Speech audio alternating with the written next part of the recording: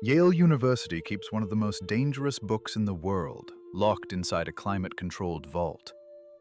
Not dangerous because of what it says. Dangerous because, after 600 years, nobody can say what it says. 240 pages. Every page covered in a flowing, confident script. Detailed illustrations of plants no botanist has ever identified. Astronomical diagrams, bathing figures, circular cosmological charts, and not one linguist, cryptographer, or artificial intelligence on Earth has decoded a single word.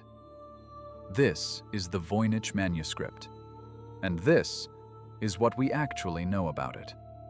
Welcome to No History. Before we chase theories, let's start with what's actually in front of us. The manuscript is written on vellum, treated animal skin, and bound in a soft cover. It measures roughly 23 by 16 centimeters, small enough to fit in a coat pocket. Scholars have organized its contents into 6 distinct sections. The botanical section is the largest, roughly 113 pages of plants. Roots, stems, flowers, seed pods, drawn with real skill and care. The problem? None of these plants match any species in the medieval European botanical record. Some look almost familiar. A few resemble real herbs. But the details are always slightly wrong.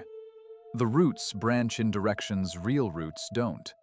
The flowers carry too many petals, or too few, or none at all.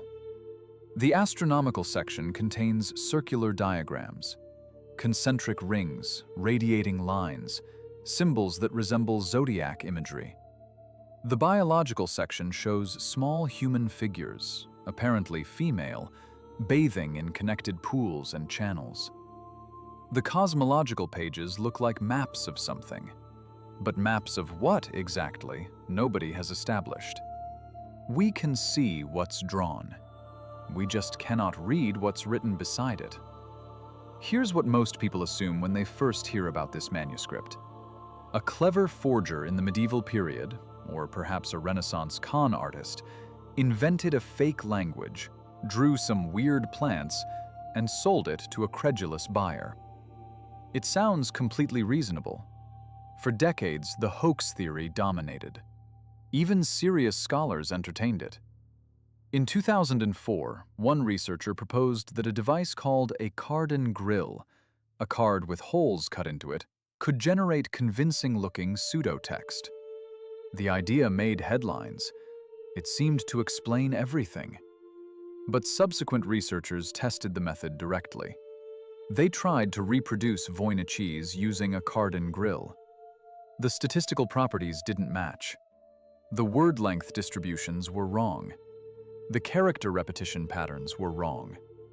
The grill could produce gibberish that looked vaguely similar, but not the specific, structured gibberish of the Voynich manuscript. Then, the University of Arizona ran the definitive test. Between 2009 and 2011, they radiocarbon dated 4 separate samples of the manuscript's vellum. The result, at 95% confidence, the vellum was produced between 1404 and 1438 CE. That's not a Renaissance forgery. That's a genuine medieval artifact.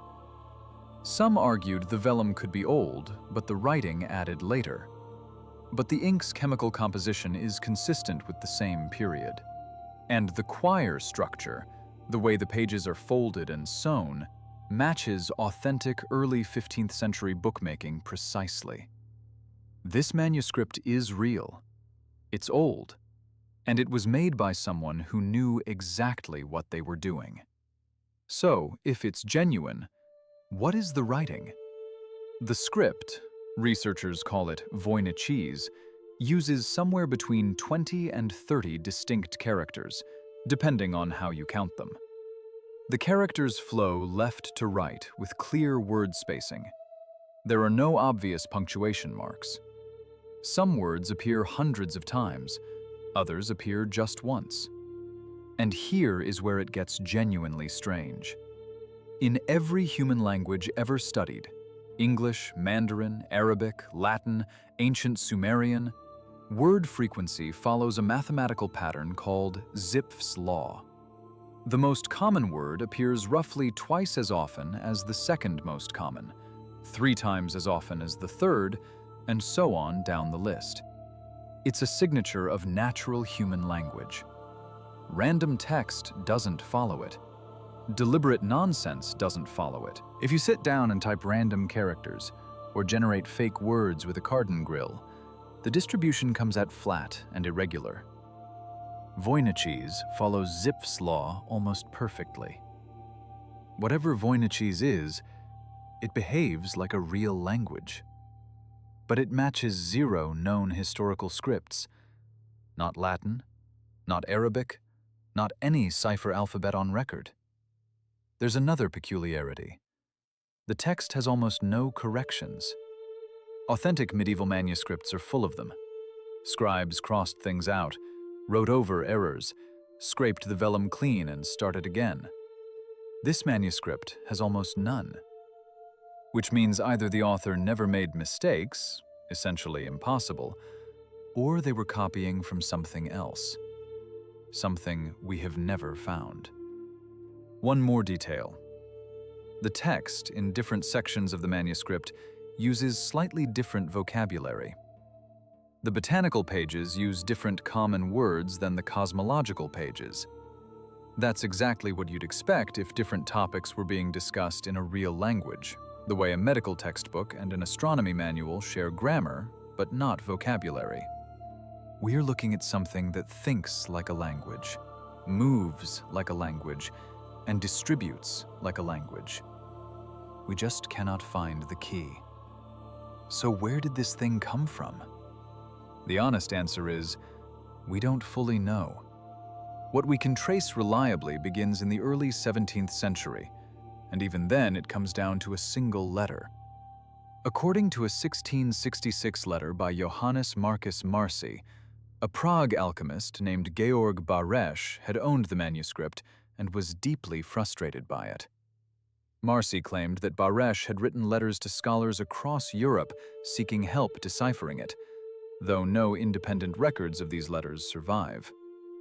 Baresch himself left no known writings on the subject. Everything we know about his connection to the manuscript comes from Marci's account alone. In 1666, Johannes Marcus Marci, a Prague physician and rector of Charles University, wrote a letter to Rome describing the manuscript and apparently sending it to Athanasius Kircher, the most famous polymath of the age, a Jesuit scholar who claimed he could read anything. This letter, preserved at the Pontifical Gregorian University in Rome, is our earliest documented reference to the manuscript's existence. Marci's letter, which still survives, described an alleged prior history. It claimed the manuscript had once been purchased by Holy Roman Emperor Rudolph II for 600 gold ducats. Rudolph collected obsessively: art, curiosities, automata, alchemical texts. A mysterious illustrated book would have fit perfectly in his Kunstkammer, his cabinet of wonders. But we have no independent documentation of that purchase. It's reported second-hand, through Marci, writing in 1666, more than 50 years after Rudolph's death in 1612. The amber marker on our timeline stays amber. After Kircher received it, the manuscript reportedly remained in Jesuit collections, possibly at the Villa Mondragone in Frascati or the Collegio Romano in Rome, for roughly 2.5 centuries, until it surfaced again in the early 20th century. The manuscript's precise location within those collections during that long interval is not fully documented. Then, in 1912, Polish book dealer Wilfrid Voynich acquired the manuscript, reportedly discovering it in a Jesuit collection. He was sharp, well-connected, and immediately understood he had something extraordinary. He brought it to scholars, made photographs, and named it after himself, which is how it's known today. The precise details of how he found it come largely from Voynich's own recollections, which varied slightly over the years.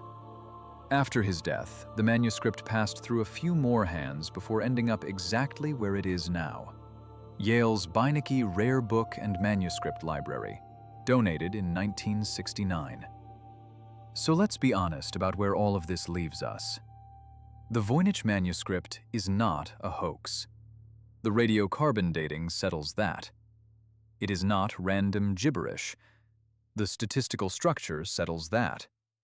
And it was not written by Roger Bacon, the 13th century English friar who was once the most popular candidate, a theory that Wilfrid Voynich himself promoted after 1912, partly as a marketing strategy to drive up the manuscript's value. The radiocarbon dating places the vellum's creation between 1404 and 1438. Bacon died in 1292. He could not have written it.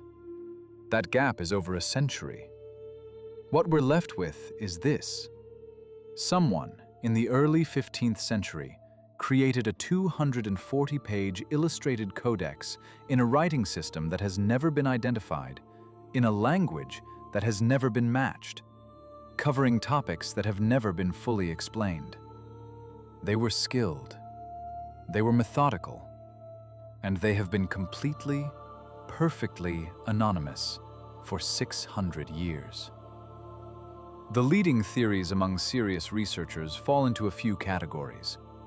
It could be a natural language from a community whose writing system was never documented elsewhere, perhaps a Central Asian or Eastern European language rendered in a unique script.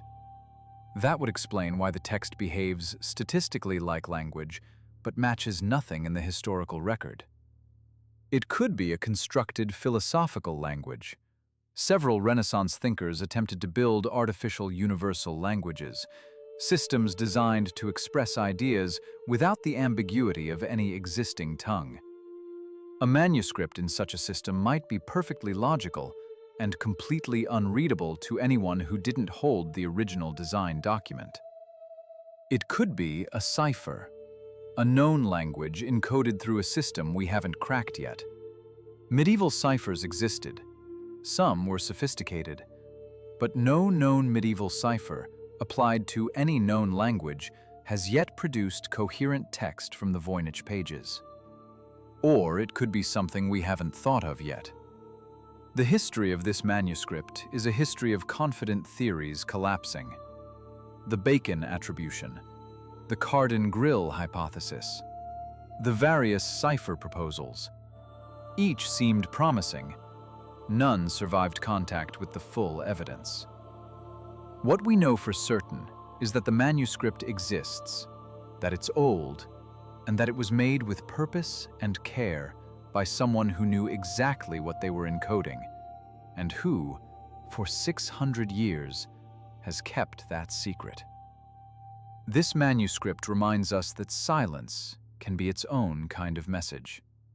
600 years of the sharpest minds on Earth, cryptographers, linguists, computer scientists, artificial intelligence, and the Voynichese glyphs on page 1 haven't moved an inch toward meaning.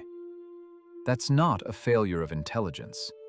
That's a testament to how carefully someone hid something, or how completely a key can vanish when the person carrying it dies. But the Voynich manuscript forces a harder question about every medieval text we think we've already read. How many documents did we dismiss as damaged, incomplete, or trivial that were actually encoding something we weren't ready to understand? I'm here to help you know how knowledge survives and how it disappears. Which matters more to you? The Voynichese glyphs we can't decode?